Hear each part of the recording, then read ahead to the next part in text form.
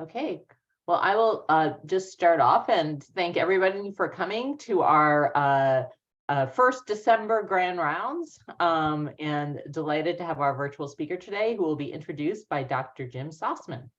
Jim? Great, thank you, Dr. Schnapp. And today, as we've been doing for the last few years, thanks to the support of Dr. Schnapp and others in the department, is special grand rounds in recognition of World AIDS Day. So December 1st, unfortunately, it's been 35 years. This is the 35th annual World AIDS Day. And although yesterday we usually take the week this week to kind of have events. And today we'll have a special grand rounds around that. World AIDS Day, as you know, is really a day to reflect on a response to the HIV epidemic, to honor the more than 39 million lives that have been lost globally to AIDS, and to kind of re-energize, so to speak. This year's theme, the CDC and HRSA come up with a theme, so this isn't ours, but it's very apropos, is called Putting Ourselves to the Test, Achieving Equity to End the HIV Epidemic. It really highlights our collective commitment to ending the epidemic by addressing health inequities.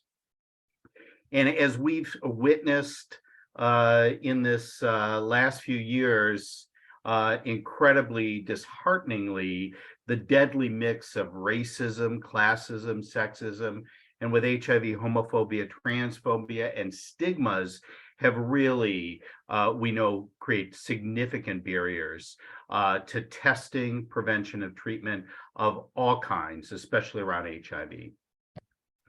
Just as an aside, the World Health Organization and UNAIDS also have a theme, and it's in linking their World AIDS theme is Equalize, which is really a call to action.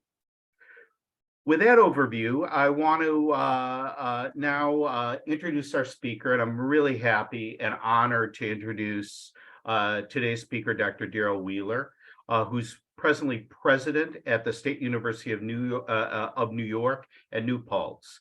And Dr. Wheeler is really now at the pinnacle of academic leadership. Prior to coming to sunny New Paltz, he had been a provost and senior vice president for academic affairs at Iona College. He's been dean of the School of Social Welfare, vice president of public engagement at University of Albany. He was dean of the School of Social Work at Loyola University in Chicago, and he's had academic positions at Hunter College, Columbia University, University of North Carolina, at Greensboro, and others. The reason, however, we're having him talk here, besides that illustrious leadership, is really, Dr. Wheeler brings more than 30 years of research, teaching, and community partnership around health disparities research, and really scholarly work around Black men who have sex with men and prevention of HIV in that group. He's led some significant clinical trials from the HPTN network, which is really an incredible clinical trials network around prevention and use of PrEP in minority communities. And he's been funded throughout his career from the NIH and HPTN. Dr. Wheeler, likewise, is one of a very significant thought leader, and he currently serves on the U.S. Presidential Advisory Council, which really is an illustrious group of other national thought leaders. Likewise, he's on the Executive Management Committee of HPTN, which is really HIV Prevention Trials Network, as I mentioned, a really important group, and he leads their scholars program, which is become a model of other mentoring programs to foster career development among underrepresented minority scholars. So as I mentioned, his work really reflects a deep understanding of the use of data and evidence in developing innovative programs or policy to engage underrepresented minorities in HIV prevention studies. So with that introduction, without further ado, please join me in welcoming Dr. Wheeler, who's going to address us today with a talk entitled Advancing the HIV Agenda, Ending the Epidemic in the Current Sociopolitical and Public Health Environment. Dr. Wheeler? Dr. Sussman, thank you very much. I chuckle because you and I agreed just before we went on live that I had to stand through the introduction. So I appreciate the accolades, but I just want to say by way of introduction, this presentation really is the amalgam of the years of practice, and particularly on this World AIDS Day and 41 years into the epidemic in the United States. This presentation is in homage to those who have lost their lives over these many, many years, either directly related to HIV infection or related to HIV infection, and we can talk about that as we go through the presentation. And it's offered in the spirit of the great work that our health interventionists, the providers, the administrators, the engagers with individuals and communities do on a regular basis to both invigorate and support what you do, but also for each of us to hopefully walk away with some idea of how we can use our passion for this work to bring about the desired change of eradicating an HIV in our lifetimes. And that is truly the goal of what we're doing in this work. So let me begin, because I know that our time will be of the essence, and just again, making sure my slides are moving along in the right direction. We are required to present that I have no conflicts, and the update on advancing the agenda. And let me jump right into my presentation. I have no disclosures of any relevant financial relationships. The four primary learning objectives are identified here, but it really is to demonstrate the racial, ethnic, and gender concepts and terminologies that are used in this work, particularly as we're thinking about future initiatives towards ending the HIV epidemic. Identify at least two tech challenges. It'll be hard for me to only identify two, as we have a number along with our many successes, and to show how key health disparity factors are propelling and contribute and often fight against our heroic biomedical and preventative efforts, and to propose actionable steps. It is critical that we see beyond the obstacles and start to vision pathways to success. Otherwise, I don't know about you personally, but for me, it becomes very daunting and disheartening if I can't visualize some steps forward in this important work. I began here by re-emphasizing that wellness and health are not the same thing. We refer back to the World Health Organization's definition of health, and health is a state of complete physical, social, and mental well-being, and not merely the absence of disease and infirmity.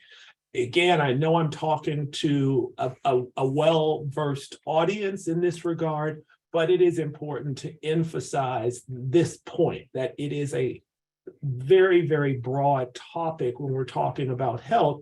And so when we're talking about eliminating, eradicating HIV, we're talking more than just the absence of a state of illness. In the world of public health, bringing together the art and the science of preventing disease, prolonging life, and promoting health. Again, the word health introduced as a broad term and not just the narrow disease prevention. When we think about this notion of eradicating or ending the HIV epidemic and seeing no new infections in the United States, there is a recognition that launched in New York State in 2014. This initiative began to take real hold as a possibility, recognizing that by identifying and linking individuals to care, retaining them in care, and utilization of emergent and best imagined biomedical pharmacological agents, here PrEP, was opening a new avenue and an opportunity. Over these years, we've learned a number of lessons. The specificity of interventions really have to be tied to the jurisdictions in which the interventions are being initiated, recognizing that cultural, climatic, environmental resources within the local community really play into how people access, utilize, and benefit from healthcare interventions. We have to recognize that fiscal resourcing, again, often contextually considered, have to be understood in order to advance this agenda. And we have to have the availability of service networks to provide this care. So identifying and linking to care and retaining to care are critically related to the service delivery networks. And once again, I know that I'm talking to an audience that is well experienced in this.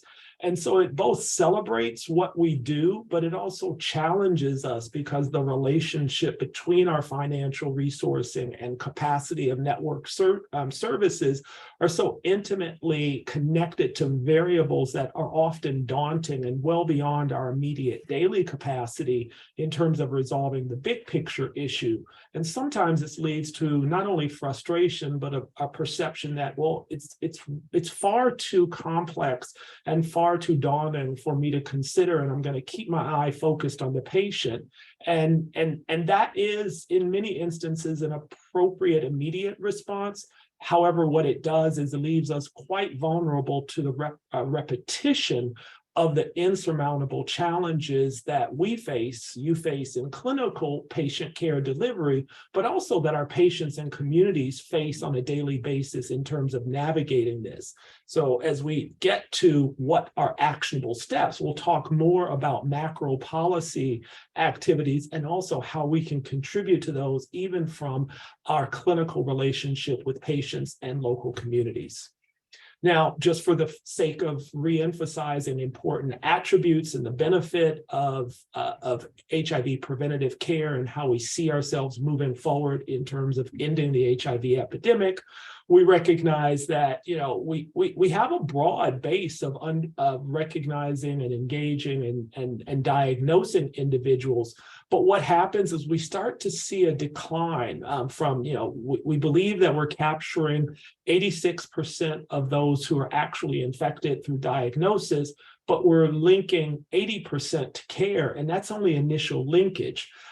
Getting people linked and then moving them into receipt of care and retaining to care, we see a decrease in terms of from 65% to 50% based on available data in 2016. And probably we've seen some losses after we've moved through COVID. And we can talk about those more in the question and response period. But what we also see is that our viral suppression is not matching those diagnosed or those receiving care.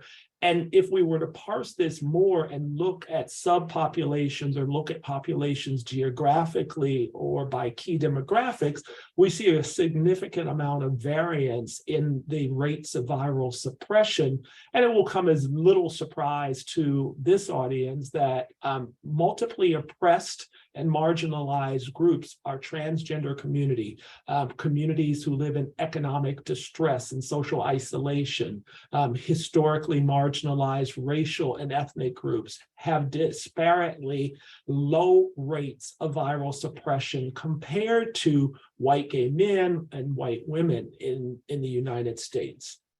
If we were to extrapolate this and look at data on a global basis, we continue to see these disparities, and they are remarkably pronounced in low-resourced environments.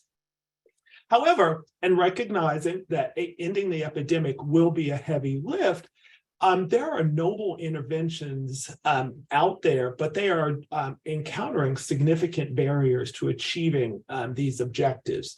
So as I said before, differences in cities drive diverse constellations of factors, availability of resources, extent of sexual mixing, demographic shifts. These differences really point to targeted and culturally specific and sensitive approaches that have to be nuanced within those communities.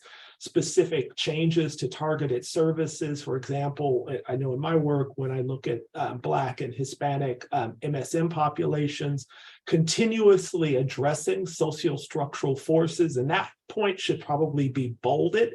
I know that in the course of my research and recognizing the interface between my training as a social behavioral scientist and my work with my clinical colleagues, that we recognize that almost every biomedical intervention is a behavioral intervention, and that those elements of the biomedical pharmacological engagement, the behavioral engagement, sit within a social structural context. And I think what I have found and experienced is that working particularly in my network, that the strength of the work comes when we come together as clinicians, as behavioral and social scientists, to talk about and explore the multiplicity of factors and ways in which we can manipulate those variables to produce the desired change.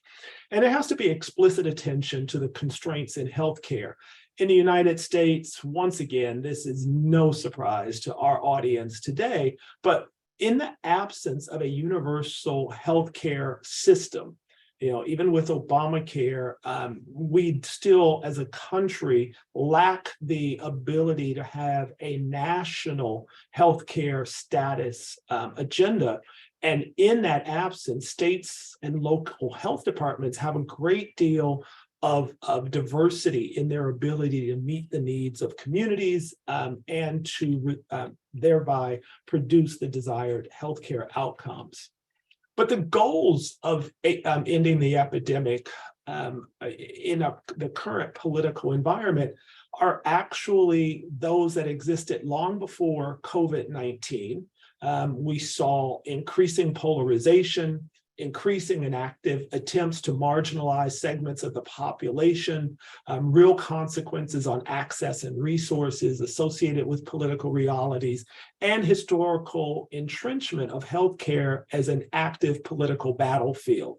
Once again, looking at how we move forward with a health agenda, lovingly or not so lovingly called Obamacare, but how we've tried to erode that and how that is also being played against more. We look at Medicare and Medicaid and how the erosive political climate sometimes has contributed to divisive discussion about who is worthy and who is not worthy in that context. And that has a great impact and implication for the work we do in HIV and AIDS.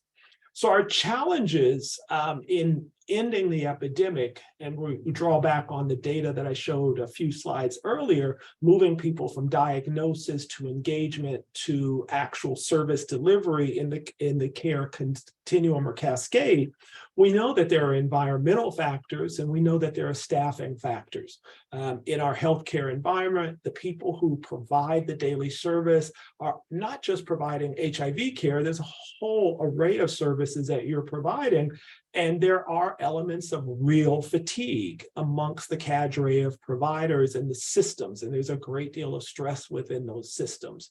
One of the things that my own research has worked to understand is the necessity of relationship between patients and providers to exist in order for you to sustain in long-term relationships. And what we often find is that our healthcare systems have transitory experiences where patients are engaging not with the same provider over time, but with systems of care that really are intended to treat and not necessarily aimed at facilitating the relationship that has been demonstrated in a number of studies to be so facilitative of long-term care success.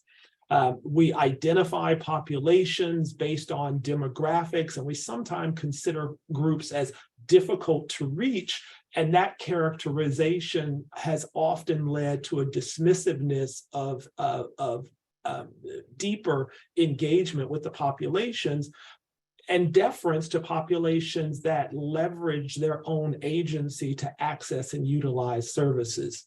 I kind of hold this against the backdrop of political and law enforcement, but particularly law enforcement environments where law enforcement is disproportionately shown to engage with communities in marginalized status, but then on healthcare activities and in some other political or social spaces, we say that those communities are hard to reach, but for law enforcement, they're not. And so the conundrum exists that they're only hard to reach to the extent that we're not reaching them. And then, of course, there are misconceptions and there are historical factors that have contributed to communities having limited faith or poor experiences with our healthcare delivery systems. And we can go into those, and that is a very sensitive topic for many communities and for many provider communities as well, because often our goal is to have the best for our patients readily available and make that the focus of our daily work. But the history of healthcare delivery has not always been a positive experience for many groups within this country. I take a pause here to look at, because I've talked a bit about relationship and I've talked about how important it is for engaging the community. And I just want to emphasize some work that we did, and this study that was done now almost 10 years ago, looking at the initiation of PrEP among a hard to reach population, African-American men who have sex with men. What we did see is that for our sample, that we were actually able to get 79% of our men to initiate PrEP and retained over 90% of the men engaged for more than a year in our study. And we found that there was strong coherence between self-reported utilization and biomedical measures of PrEP utilization. And that some of the key factors that we identified were the relationship that men had with the service providers and the service provider setting. We moved very rapidly in the design and implementation to make sure that we had strong transition plans to the community so that when men completed the 12-month intervention period, that they would seamlessly move to support within their community. And we deployed a client-centered care coordination, which we called C4, which is an intervention model based on client-centered care delivery, where we worked with men not necessarily to get them on PrEP, but we worked with men beginning where they were in terms of understanding their risk, and then using that knowledge to help them make very conscientious and informed decisions.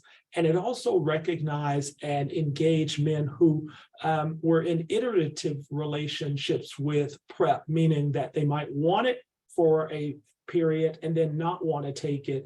And so when a man went off of PrEP, we didn't dismiss that person from the study, but we engaged them more deeply to understand and help them to understand that the decision was certainly theirs and that their decision is one we would both honor, and that they had much agency in the processes that would either help them to remain on PrEP or to make healthy decisions about when and why they would come off of PrEP.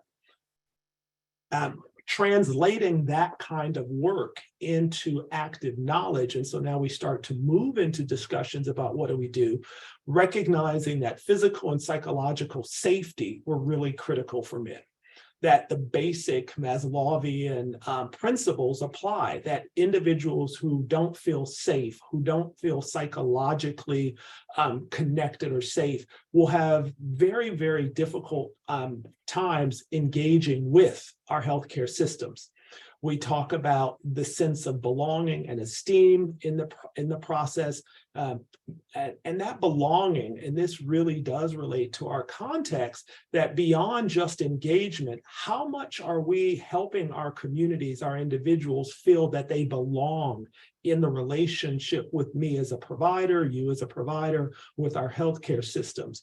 How much do we evaluate and assess and demonstrate that their esteem for self is one that we both value? And ultimately, we do want individuals to have that agency or that sense of self-actualization. And the words on the right, the 4 M's about meaning, mindfulness, mastery, and movement really relate to phases within an engagement process where people are trying to make meaning of the world around them and why preventative care or PrEP utilization or reduction in risk behaviors is an important thing. And once meaning is established, how mindful can I be as an individual of my own risk and put myself in a position where I can take the time to identify the value that I hold related to preventative measures. And then the mastery and the movement is really about, do I have the skills and competency, the mastery to be able to go from a state of greater risk to one of lesser risk, and to then integrate that into my life experience. So the meaning, mindfulness, mastery, and movement are terms that are seen in the literature or references made to those experiences that are shown over time to have a powerful impact on one's ability to be able to both engage, maintain, and to benefit from the services that we're providing. Now, the barriers are critically important, and today's discussion focuses to some degree on the political, social context, but we know that there are cultural factors. I've emphasized the geographic factors. There are historical antecedents of colonialism. When we talk about maternity care and we talk about women's health care, those are really important issues that often serve as barriers. Last night, I was doing a presentation, and one of my co-panelists, a white woman who was describing her experiences some years ago when she was pregnant with her first child, and she was asked if she wanted an HIV test, and she was actually, even as a healthcare provider, she declined it and recognized that it was her own fear of not being a positive test, but of the stigma associated with even accepting the test, and how over her life course, and by the time she got to her second child, she really was much more comfortable with that and mindful of the fact that she was perpetuating the myth of stigma, even as a healthcare provider dealing with other healthcare providers. So the acceptability of this,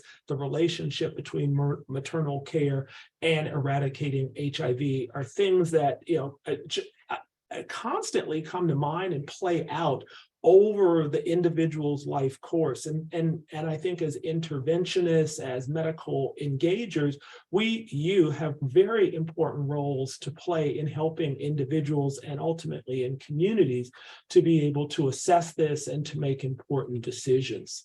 When we talk about historical antecedents, these characters are important because the one to my right on I don't see race, this is a race neutral statement, and oftentimes within our systems we really want to say things out loud like race is not a factor that has meaning, that we treat all people equally, but that may not be the experience for your clients and your patients. And when we use terminologies like that, we really in some ways convey a subtle message of dismissiveness about the significance of race or culture or a gendered experience for the individual, and what it in the domain of equity discourse, what we're doing is using a normative position, our normative position, to subjugate the experience of the individual that we're working with. And often a healthier articulation is to ask the patient or the individual, what does that status mean for them, so that they can help narrate back to agency, back to self-actualization, so they can help narrate for us the meaning of it. And then you can integrate that into our work with the patient around making very important decisions on their health care. And the caricature to the left, this is one that's near and dear to me just personally, as a kid who grew up on the south side of Chicago in the early 60s, in what I characterize as a post de facto segregated school system. never having a white colleague and a peer student in K through 12, and recognizing that housing and healthcare and here education were stumbling blocks for many of the young men and women around me. And my parents really mobilized and made sure that that wasn't the case for us. But when you see these words, my goodness, little fellow, how far down did you fall? It wasn't that you just fell, but that the stairs were actually stacked against the individual. And that's what we're trying to emphasize here, that sometimes we look to people who have fallen, but in fact, we underestimate the effect of the stairs that were put in place for the person not to succeed in the first place. Emphasizing again the structural factors and the social determinants of health that really contribute to those stairs that we saw in the previous slide. The recognition that in the context of service delivery, in the context of discussing a plan forward for eradicating HIV, we have to move forward with our best clinical and biomedical interventions, but those have to be contextualized within both the social determinants of health and the structural factors that go along with the service delivery mechanisms in place. And once again, this is not a presentation or a discussion that each and every one of us has to go out and change these elements, but we do have to consider those in creating treatment plans or engaging in discussions with individuals and communities about ways in which they can self-actualize and use the limited, sometimes, resources available to them. But often what we have found in our research is that recognizing these within the context of planful engagement with individual patients or groups, that just the recognition of these and the articulation that these are real experiences and that we understand as providers that these have a negative effect on people's lived experience has enabled us to have important discussions. And I think for our research with Black men who have sex with men, these were critical elements in helping men for them to realize that we were genuinely engaged with them and not seeing them as objects of engagement, but as the reason for us engaging to support their well-being and future development.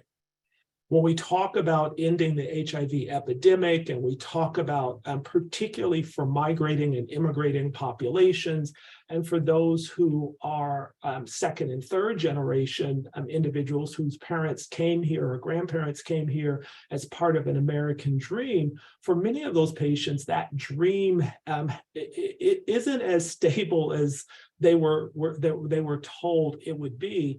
And sometimes that experience has led to individuals disengaging, not trusting, or not wanting to access health services.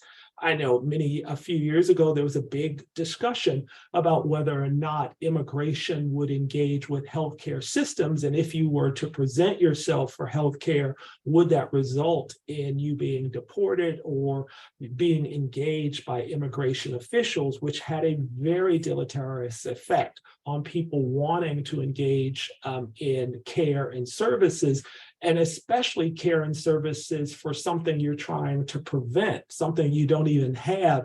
So that was very much at the bottom of people's daily thought in terms of why I would at all come to a healthcare provider if that would risk my engagement in terms of my immigration or my U.S. citizenry status.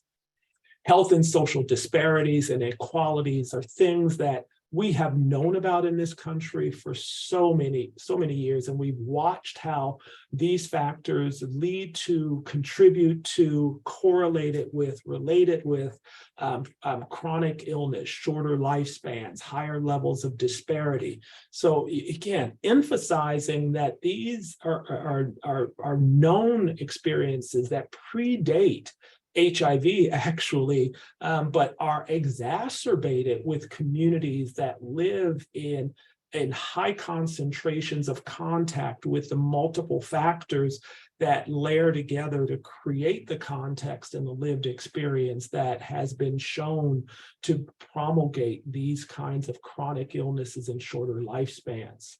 When we talk about this work and we want to advance, we have to recognize that healthcare and public health professionals, we have many tools available to us, and that these tools applied very often at individual and small group settings, families, local communities, while they don't change the big picture in one movement, they have a profound effect on the individuals who then go on to do this work within their own communities. We've had many attempts for bridging and spanning this work in mental health and substance use and housing. We have a lot of work to do in terms of our systems of service delivery. When we think about disciplinary models beyond social work, beyond public health, that could help us think about ways in which to better engage and to build systems. I know personally I'm doing a lot more work in design thinking and looking at ways businesses have been able to gauge communities through marketing and strategic mechanisms, because sometimes the messages that we're delivering about healthcare fall flat because they're not interpreted in the context and are not engaging the community. So a lot of work has to go into not only promoting the clinical space, but getting people to really connect to health and well-being on a bigger scale. I think we have rich opportunities, and many community researchers are looking at the role of social media and social platforms that allow us to reach people in ways and at times when it's more convenient to them, and how we have to truncate the message so that it fits into the very short, the TikTok or the 30-second, the 15-second, the 10-second kind of grab your attention, so that we start to convey the messages and we start to convey real examples of how people can engage and work with us in advancing their health and achieving the larger scale. The 3 W's here, what do we do, why do we do it, and what difference does it make, really applies now thinking about policy and thinking about ending the epidemic. And I think that's where our next few slides are going to take me. It's what do we do? Really giving deep thought about what are the skills, practices, and tools that we've learned, how have they benefited, why do we believe and these tools work, what are the theories and concepts, and then the real question is, what difference does it make? And a lot of research has gone into this, and sometimes the research falls flat in terms of making that last argument. What is the added value? Yes, years of life is a great indicator, but quality of life and living sometimes is not considered in that equation, and the argument is not made for the value added at the community and population-based level. And so I know I've experienced it, that individuals can engage in biomedical interventions, have immediate beneficial impacts on their lives, but then they have to go right out and return to very stressful environments. And so the value and the situation between, do I spend money on my medications? Do I take time to go to my doctor when I have life choices such as getting the heat on in my apartment or just having an apartment in which I should reside?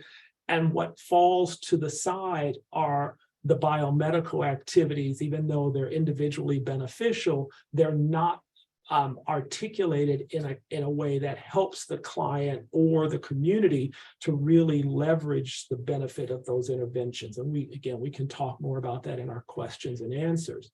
So the future of this kind of work, poverty and employment have to be addressed, housing, criminal justice systems, the racism and presumptive rationality of racial constructs. And here what I'm talking about is we have a lot of boxes that we ask people to check off. I know I do it in my research, certainly, and I fall prey to it in terms of thinking about race as a construct that is itself meaningful. But here I use an example that if in our research with our Black men who have sex with men, when we ask them to check that box and then do qualitative inquiry, we see a great deal of diversity and lived experience around the identification of a racial construct that is it defies categorization as a box. And so this is a whole line of scientific inquiry unto itself. What is the real meaning of that? And are we missing individuals or mixing messages based on constructs that we use very comfortably to characterize folks? But what is it that we're actually capturing when we capture that label? And then, as was mentioned in the introduction, we certainly have heterosexism, homophobia, and I would say misogyny. Particularly when I think about my transgender community colleagues and the research that they're doing, I'm often reminded that some of this predates and actually goes to the misogynistic development of care plans and healthcare systems, and even the development of pharmacological agents that underexplore or are dismissive of the impact of their work on women, and a dismissiveness of things that are overly feminized. And again, this is one of those sensitive areas that most of my colleagues, we would say that it is a powerful fodder, and one in which more exploration is greatly needed. Our work on issues of justice, and when we're talking about ending the HIV epidemic, we are talking about social, economic, and racial justice, environmental justice. This really fits with the UN's global agenda on sustainability and a robust model for that. When we're doing this work, we often see that equal rights and equal love are taglines that are used, but what does this really mean in the context of scientific advancement and clinical advancement? These are considerations that are on the table in the discussions that we're having. There are the concepts of intersectionality, and what does that mean? Because most of our patients that we see come with multiple identities, and some of those identities are more stable and consistent over time. Some are more fluid. And how do we navigate this emergent landscape, and what do these categories actually mean in practice? This is an open question on many levels, but it is one that requires us to recognize and to, once again, often work with our patient and community groups to help them educate us on where they are, and not just us using our preconceived identities of binary classifications to have real meaning and import. And just a couple of takeaway messages. And I really here want to focus on the cartoon on this screen and emphasize that when we're building models and we're thinking about eliminating HIV or eradicating HIV or ending the HIV epidemic, we often develop interventions and plans that help accommodate the barriers, here the fence, but we miss that the fence is there for a purpose, and our efforts to eradicate it have to consider, why was the fence put up in the first place? And in fact, if we're trying to build mechanisms for overcoming the fence, one of the most effective strategies might be to eliminate the fence itself, to get us to a deeper examination of the real barriers that are in place. And here, and emphasized throughout this presentation, relates to the sociostructural elements that are in place and not just the biomedical components. So as a very, very last slide, I believe here, what will it take for science and sociopolitical systems to really catch up with where patients are? This will be a challenge for ending the epidemic.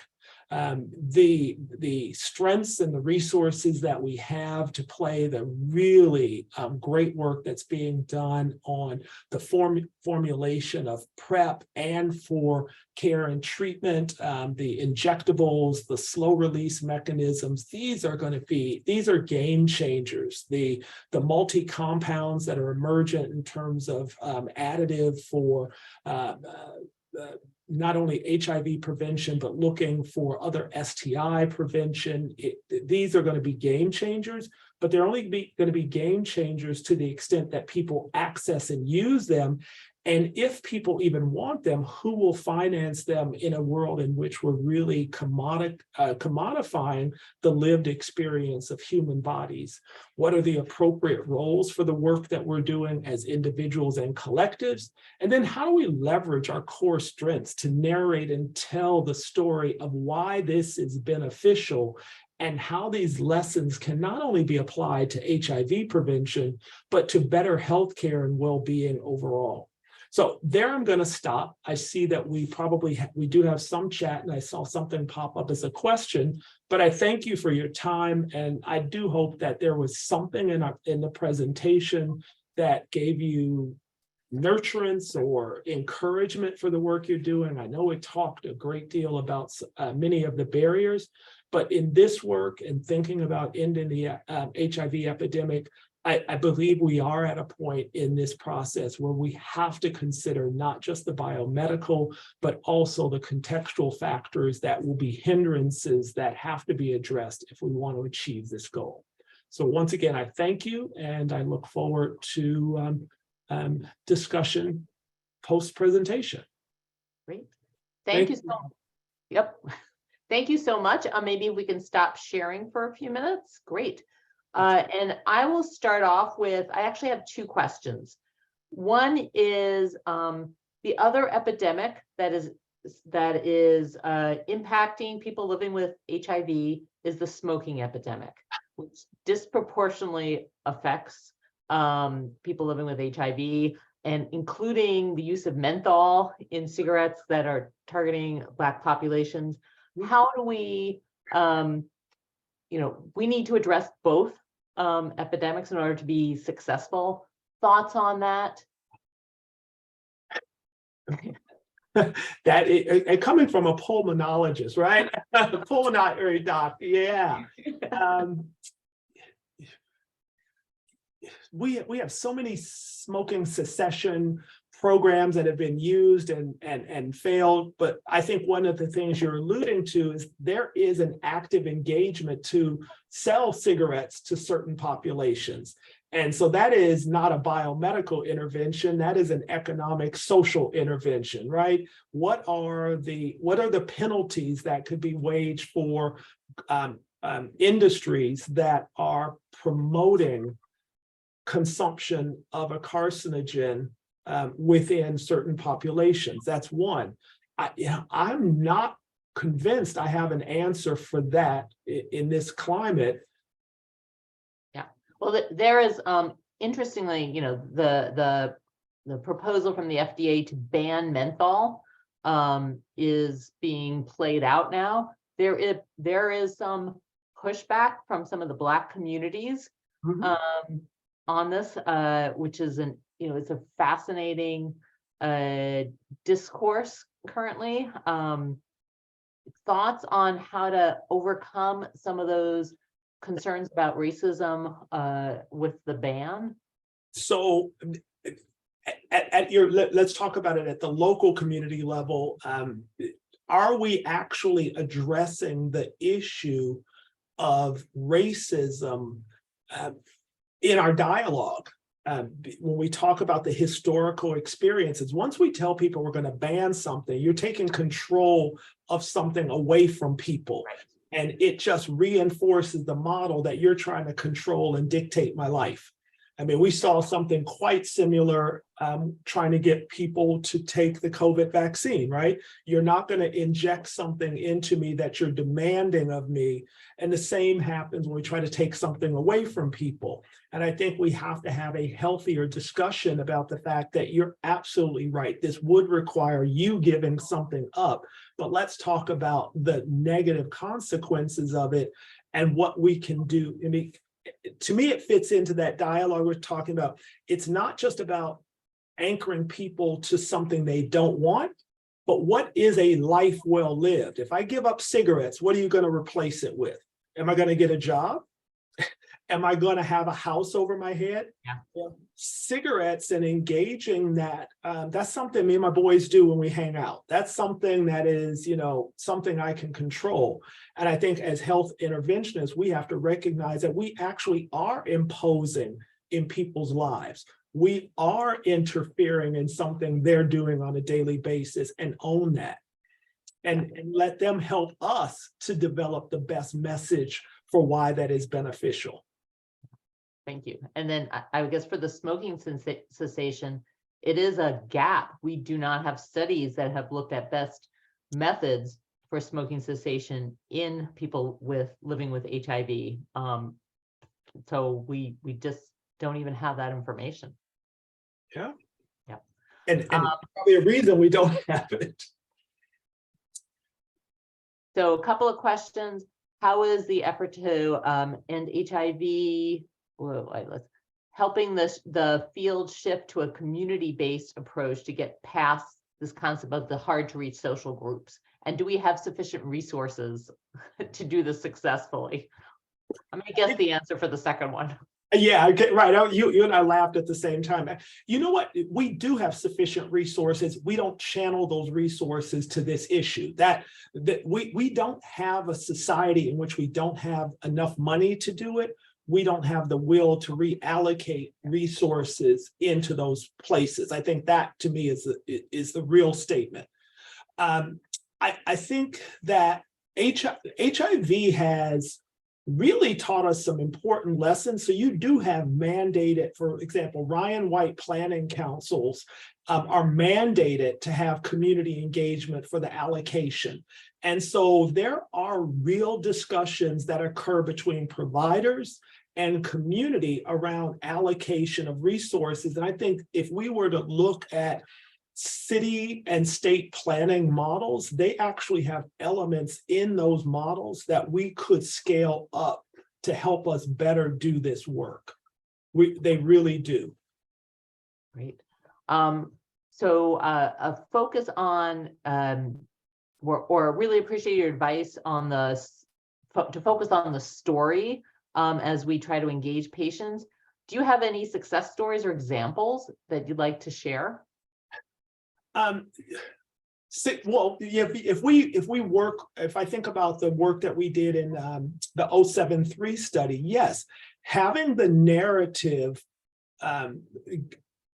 talking with a guy about what it means to be young, athletic in his community, he was able to identify how his athletic talent was something important and worth living for, and therefore resulted in really important discussions about why he should take PrEP, how he could take PrEP and remain an athlete, and how he could take PrEP, remain an athlete, and still also be a gay man of value. And those, just listening to him talk about those things that were important to him, we were able to incorporate that into discussions and planning, as opposed to beginning by, you must take PrEP. That it's our decision that you have to take PrEP. And it took several months to get him there, but his own work, his own developmental work, resulted in him creating a plan that was golden for him. And I think, again, I don't have contact with him at this point, but when we concluded the study, he was in a much different place emotionally and physically in terms of what he was prepared to do. And in terms of PrEP, what are the options to cover the cost of PrEP for those individuals who are uninsured? Yeah, this goes to the fundamental question: is healthcare a right or a privilege? And it is a privilege in this country, and it goes back to the issue of we have the resources, we don't allocate in the right places. Maybe if we, local jurisdictions, we work very closely with the pharmaceutical industry itself, and the pharma has been very instrumental in us getting patient product available to individuals who couldn't afford it. And so again, I think public-private partnerships have been really important to advancing this for those who are living on the real margins of not having the resources to gain PrEP. Maybe with some of the new modalities, long-term injectables, slow release, that gives more opportunity to do this kind of work. Maybe there are opportunities with employers to finance and do this. But if you're not employed, if you're not covered under current plans, then I think the environments of last resort continue to be things like Ryan White and other stopgap measures that are in place to help finance those situations. Yeah. And just a shout out from Betsy. We actually have a new LGBTQ plus fellowship that we just started in July, the first one in the country, funded by the AMA, very proud of it. And our fellows, their academic project is studying barriers to prescribing PrEP in primary care clinic. And so we hope we'll be able to reach out to you afterwards to pick your brain some more and get your thoughts. It would be great. Oh, absolutely. And I do believe you and Dr. Sossman know how to reach me. So we can track you down. Yeah. Great. A question from Ryan Westergaard, talking about dismantling fences. What can we as healthcare professionals help to dismantle fences? How do we work towards that? And is there a particular research agenda for us in medicine that can help address some of these sociopolitical determinants of health? Yeah, I think some of the work that's being done within medical school curriculum is a great place to begin. Looking at the places where untold story here. I went to medical school for a year, and clearly I didn't complete medical school because I realized that I wasn't so much interested in medicine. I was interested in helping, but it was a good entry for me to have some basic biomedical and clinical exposure.